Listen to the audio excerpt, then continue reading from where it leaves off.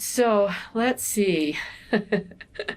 I think that, younger women, well, I guess my advice would be to look at all of the opportunities that have been created for you and to take advantage of them. Because, I came through, a part of our history where women didn't have as many opportunities.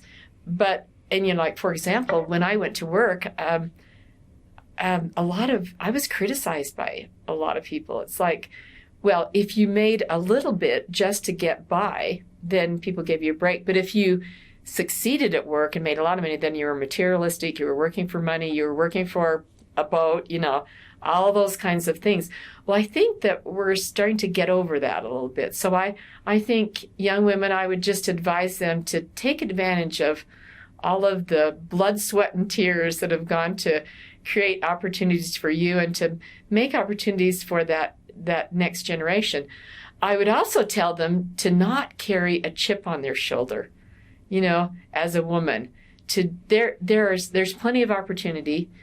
Certainly there are things that still are not fair for women. There's probably things that are not fair for men too, And so to not carry a chip on your shoulder and to just go out there. And I guess the other thing that I'd like to advise young women to do is to not spend any time, and I am guilty of this too.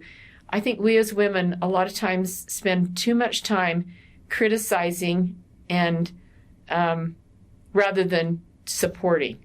We have a tendency to the reason why I think that there are not more women in elected offices is partly because sometimes we've been convinced that women can't do it as well, which is ridiculous.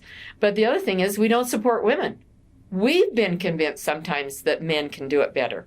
So, we need to support women rather than criticize.